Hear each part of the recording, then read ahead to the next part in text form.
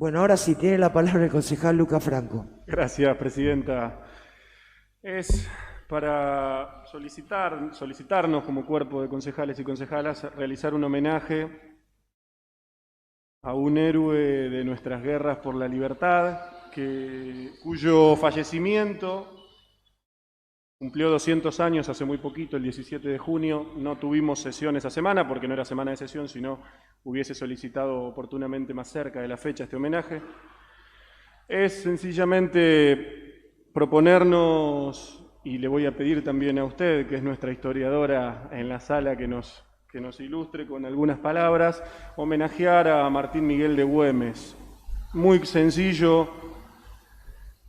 El homenaje que propongo es un homenaje a un paisano. La expresión paisano es llevar el país, llevar el paisaje adentro. Me pareció una expresión muy acertada precisamente para homenajear a uno de los próceres más tardemente reconocidos como tales, muy cuestionado en su momento y por la historia oficial, por precisamente plantear conceptos de guerra popular, el pueblo en armas, decía la película que el célebre o tristemente célebre Lugones, luego discutiremos, propuso para nuestro país, para recordarlo.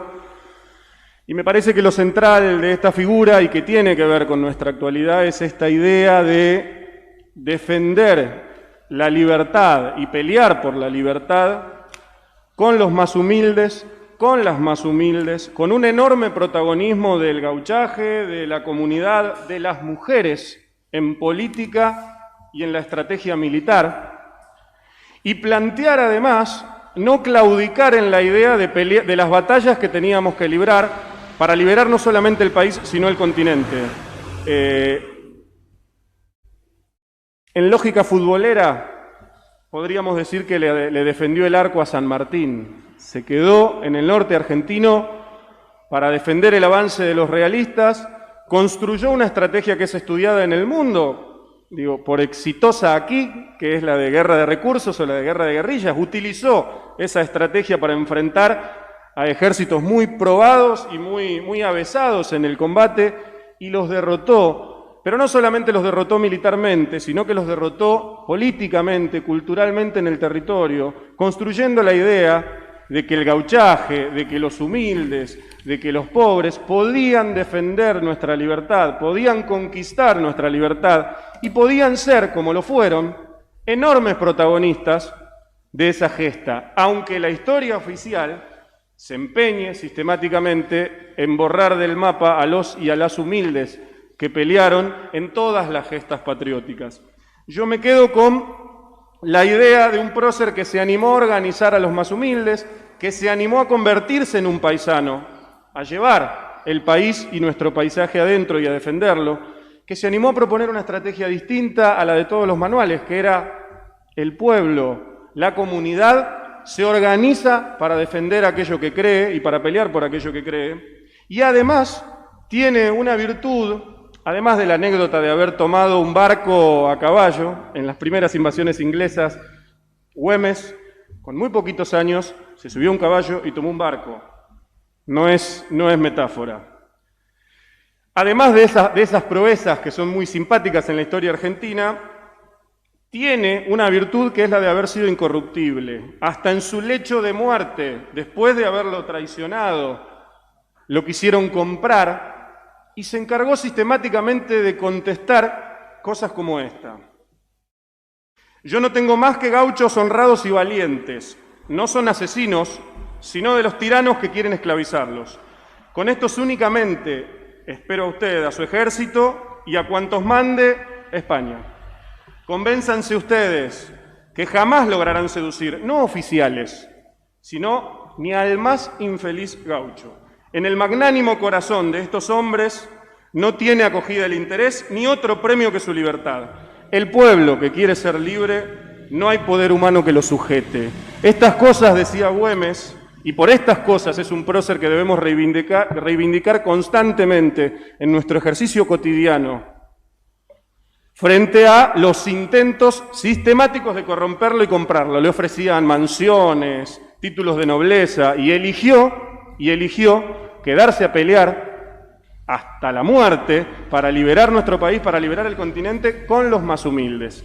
A instancias, y quiero hacer un reconocimiento y derechos de autora en este caso, a las compañeras de ceremonial del Departamento Ejecutivo Municipal que instigaron a que podamos hacer este homenaje. Quiero proponer a este cuerpo una moción para que, además de invitarnos a compartir las reflexiones, y particularmente a usted, Presidenta, quiero proponerle a este cuerpo que habilitemos al Departamento Ejecutivo a la construcción en aquel lugar que sea seleccionado y que pueda compartirse incluso con la comunidad, de un busto en homenaje a Martín Miguel de Güemes, y saludar y nombrar, seguramente lo hará usted, a una de las mujeres más importantes de esa historia también, que es Macacha Güemes, que se puso al frente no solamente de la batalla militar, sino también de la batalla política en tiempos muy difíciles en el norte argentino. Así que invitarnos a homenajear a uno de nuestros grandes próceres y a permitirle al Departamento Ejecutivo la construcción y la confección de un busto en su homenaje. Gracias, Presidente. Gracias, concejal. Si me permiten, con el pedido del concejal Lucas Franco, simplemente algunas cosas que nos pueda servir para el presente. Yo soy una convencida, como decía Jauretche, que la historia es la política del pasado y que la política de hoy es la historia del presente, que va a ser la historia que se va a contar mañana, ¿no? De manera que está bueno rendir homenajes y revisar nuestra historia, también para no repetir viejos errores y demás. Es verdad, como dijo el concejal Franco, Martín Miguel de Güemes fue tan importante en la Guerra de la Independencia, tanto como San Martín y como Belgrano, ¿no? El tema es pensar, bueno, pero ¿por qué, si fue tan importante, no tiene en general en la enseñanza esa misma categoría? Pasa que también, además de ser un general del ejército, también fue un caudillo, porque se puso al frente de su pueblo, ¿no? Y la verdad que para entender esa falta de igualdad en el tratamiento de las importancias, tenemos que retroceder hasta 1864, ¿no? Cuando Bartolomé Mitre, que fue el que inició nuestra escritura de la historia, publicó sus estudios históricos sobre la Revolución Argentina, Belgrano y Güemes. Y la verdad que llama mucho la atención las definiciones que hace ahí Mitre, y ahí se explica por qué esta diferencia. Textualmente dice Mitre en esa obra: la fuerza de Güemes no residía tanto en su propia individualidad, cuando en la fuerza de las multitudes que acaudillaba y representaba y cuya sustancia asimilaba. Y aun cuando sin injusticia no pueden negarse cualidades superiores, al que así dominaba y dirigía esas masas fanatizadas por su palabra, conduciéndolas a la lucha y al sacrificio, no era un genio superior ni en política ni en milicia, ni sus hechos fueron precisamente los que decidieron los destinos de la revolución.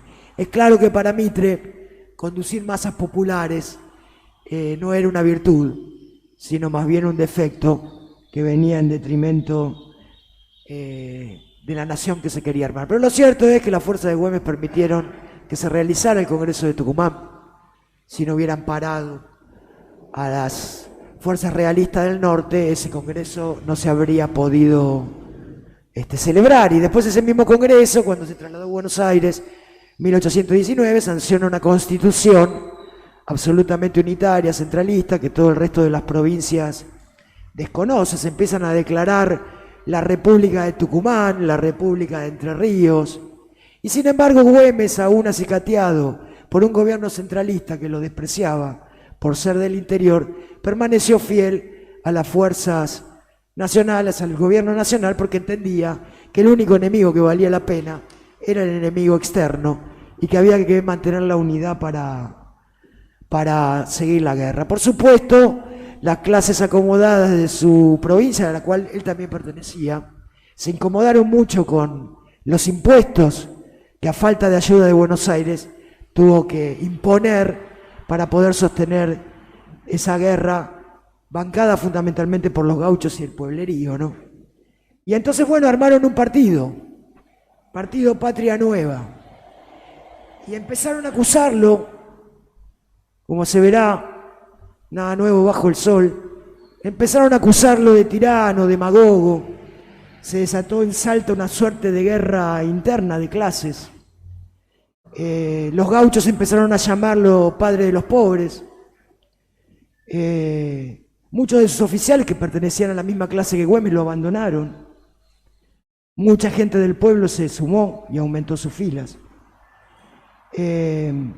Lo cierto es que con la complicidad de ese sector fue que el enemigo lo emboscó, le pegó un tiro, del que murió 10 días después. Y es más, lo derrocaron como gobernador, porque él había sido nombrado gobernador, el primero, por una asamblea popular, el Cabildo. Lo derrocaron y le ofrecieron la gobernación de la provincia al general Olañeta, al jefe de los enemigos realistas, porque le agradecieron que los había librado del supuesto tirano y demagogo. Mientras tanto, en Buenos Aires, Bernardino Rivadavia ordenó publicar en la Gaceta de Buenos Aires: murió el abominable Güemes, ya tenemos un cacique menos. Bueno, esta era la concepción, y por esta razón no está a la altura de Belgrano y San Martín como lo merece, porque muerto Güemes, San Martín, sin apoyo de Buenos Aires, se vio obligado a entrevistarse con Bolívar en Guayaquil y dejarle el término de la guerra, porque el único ejército que tenía para apoyarlo era justamente el de Güemes, que acababa de morir. Por último, me parece interesante recordar que así como se apoyó en los gauchos y en la gente del pueblo, las mujeres tuvieron un papel importantísimo en esta guerra. Conformaban una red de espías que se llamaban bomberas, y eran las que se encargaban de transmitir mensajes a los generales, particularmente a Güemes. Y yo quiero nombrarlas. Por supuesto, Macacha, que es su hermana, Carmen Puch, la esposa de Güemes, pero también estuvieron Martina Silva de Gurruchaga, nacida en Salta, reunió en su finca un equipo a su costo y lo puso a disposición de la guerra. Juana Moro de López, también nacida en Salta, convenció a Juan José Campero, el marqués de Xavi, un realista, que se pasara a las fuerzas propias, patriotas, y engrosara nuestros ejércitos. Juana Robles, esclava, negra, ingresó a la ciudad de Salta en 1814 para informar que Montevideo se había rendido. También trasladaba los mensajes de los generales. Fue apresada, la castigaron paseándola por las calles emplumada, con medio cuerpo desnudo, montada en un burro, en medio de insultos de los soldados. Loreto Sánchez Peón de Frías, lo mismo, trasladaba de Jujuy a Salta y de Salta a Jujuy las informaciones que encontraba en los cuarteles enemigos. Las señoritas de Toledo, nacidas en Salta, encabezaron la resistencia del pueblo de Concepción, armando los indios para contener a las fuerzas realistas. Estas son cuantos nombres que ninguno de nosotros conocemos, simplemente porque a quien escribió la historia diciendo que Güemes era un tirano y un caudillo, también le pareció que la participación popular no era importante, y mucho menos la participación popular también de las mujeres. Así que justicia para Güemes, justicia para el pueblo, justicia para la participación de las mujeres. Y la verdad, debo decir que en una gestión que también se apoya en el pueblo y particularmente en sus mujeres, me parece muy pertinente apoyar la moción del concejal Franco para erigir un busto al general. Muchas gracias. Bueno, se pone en consideración la moción del concejal Lucas Franco. Quien esté a favor, levante la mano. Aprobado por unanimidad.